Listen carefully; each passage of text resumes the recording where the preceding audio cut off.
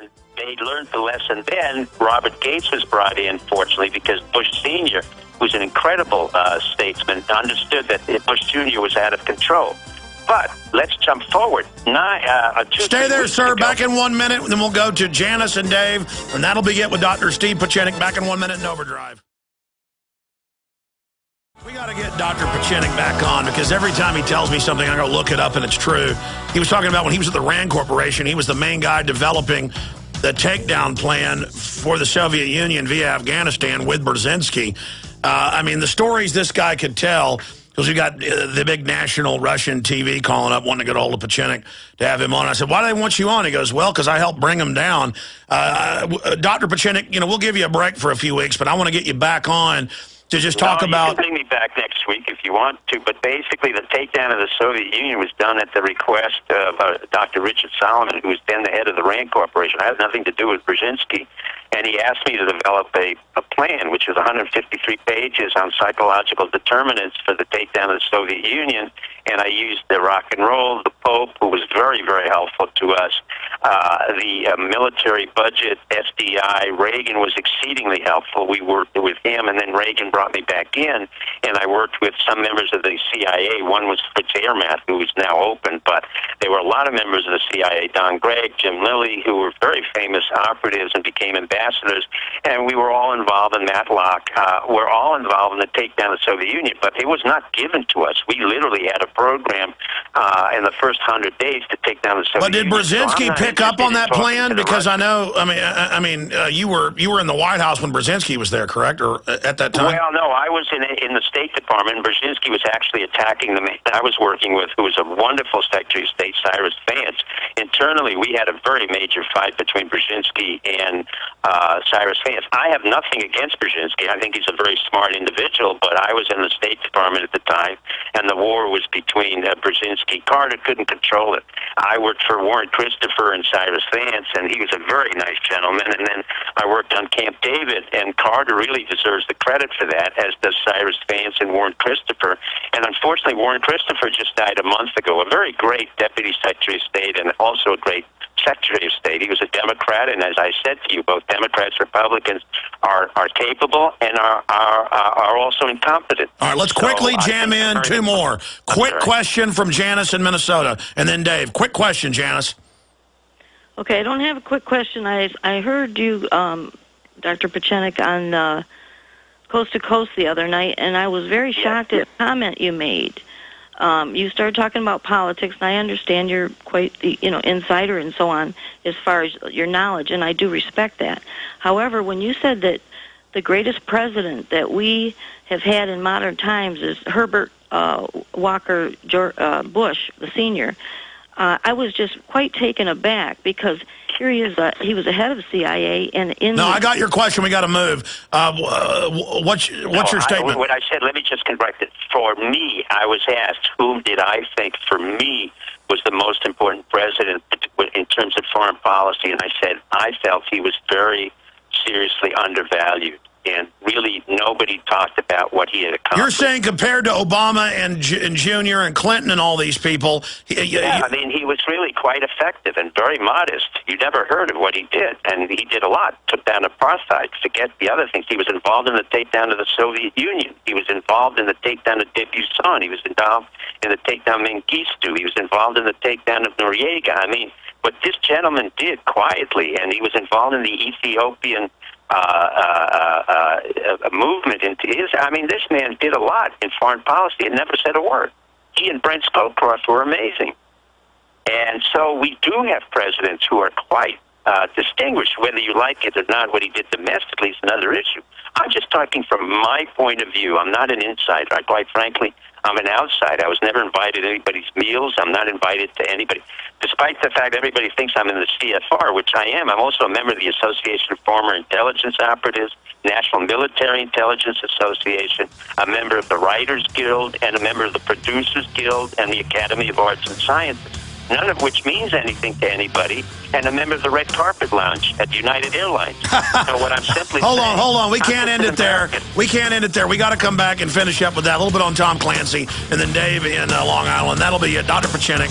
twisting his arm with us. It's just a treasure trove of info. And he called 9/11. He called the fake Bin Laden thing. He's got courage. That's why he's here. Amazing 2+ hour long live interview with Dr. Steve Pieczenik, StevePieczenik.com. We're going to talk to just Dave in Long Island. That's going to be it for calls. But before we go to Dave, this final caller, what does Tom Clancy think about what you're doing? Because I was reading the synopsis of Coast to Coast AM a few nights ago.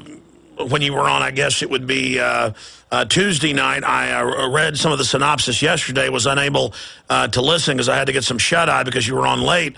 But the quote I saw was that you were talking about you're working on some new books with Tom Clancy. But what's Tom Clancy's view of you can, I mean, not speak for him, but I can't speak for Tom. I haven't talked to him in a while. But basically, Tom is a very realistic, smart individual who understands psychological warfare. He's also very funny, what I said. I mean, when you work with him, this is an exceedingly smart, witty individual who understands the dynamics of what's going on.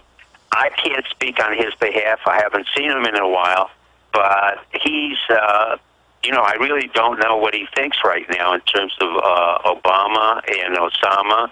And quite frankly, the books we worked on, the various books prior to that and the books that he had, there was always a sense of human reality testing, which is lacking in this country right now. Number one, we do have a need of humor on behalf of some of the people who take themselves so seriously. They're very pretentious, particularly our political leaders, whether it's the head of the Republican Party or the Democratic Party.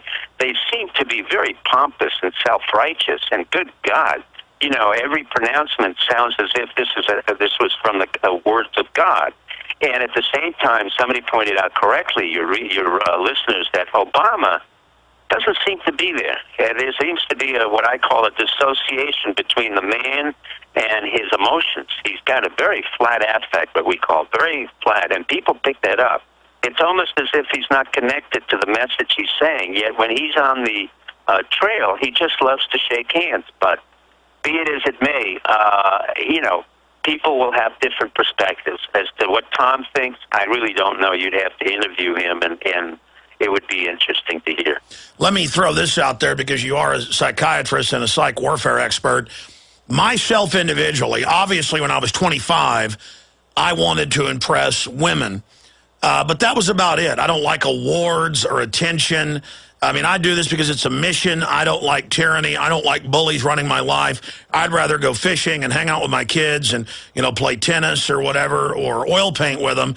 And as I've gotten a little more power and a little more influence and learn more, I get more and more humble and more freaked out by tenuous, transitory human power. But then I study these elites, and on average, they love award ceremonies. They love primping and posing.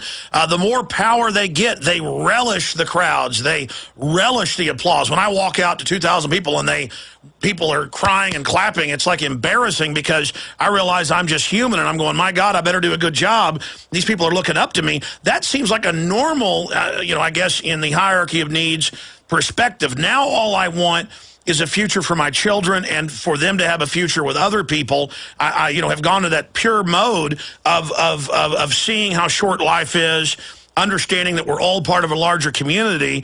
And then I see the worldliness of the merger of Hollywood and politics and these people relishing it. And you're calling it narcissism, but it seems to go beyond that. And I don't mean to talk about myself, but just analyzing my position, that as you get more power, you tend to become more humble. But then I look at most people in power, they become more arrogant, more wild, more reckless with hubris. But I realize as you get more power, that like Spider-Man says, with great power comes great responsibility. Now I'm still, decisive from research. I know you have to be decisive, but that comes from research and already having preset, decisions I've made. But still, it makes you nervous because if you make a mistake, it has a bigger effect. But these guys, they just think power is the prima facie authorization to do whatever they want. I mean, do you get where I'm going? Yes, the difference between you, my friend, and myself and them, I was promoted to brigadier general status 07. I turned it down. I was asked to go on the middle. I turned all of that down just like you did. I was not interested. The difference between you, who's somebody who's very grounded, understands what it is, despite what the press will say, you're a conspirator and all of that, that's nonsense. The difference between you and the understanding of where you came from and you're wanting to learn, and the politician who wants to self-aggrandize, is the difference between an American who's stable and a narcissist, a politician who has to self-aggrandize and has nothing that he or she has accomplished. So when you look at these politicians, you're really looking at movie stars. The problem I had on television or creating television shows or even novels is that the movie star is the least important person. They're the ones who are saying your words, i.e. the writer's words, and the creator or the executive producer, where they think they're really the center of attraction. Well, the problem with narcissists, and it's malignant narcissism, is that these politicians genuinely believe after a while that they are important.